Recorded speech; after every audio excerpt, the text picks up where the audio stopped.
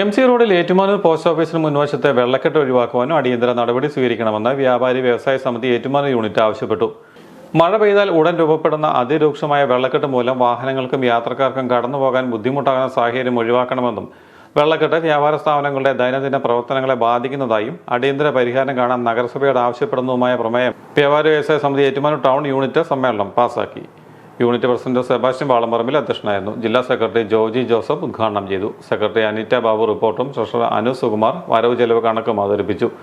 Area സെക്രട്ടറിയും സംസ്ഥാന committee അംഗവുമായ MK സുഗതൻ സംഘടനാ റിപ്പോർട്ട് അവതരിപ്പിച്ചു. ചാരിറ്റി പ്രവർത്തനങ്ങൾ കൊണ്ട് നിരാശ്രയരായ രോഗികൾക്കും വൃദ്ധജനങ്ങൾക്കും കൈത്താങ്ങാവുന്ന എന്റെ ഗ്രാമം ചാരിറ്റബിൾ ട്രസ്റ്റ് ചെയർമാൻ സജി മുണ്ടക്കലിനെ ആദരിച്ചു. മികച്ച വിജയം നേടിയ വിദ്യാർത്ഥികളെയും അനുമോദിച്ചു.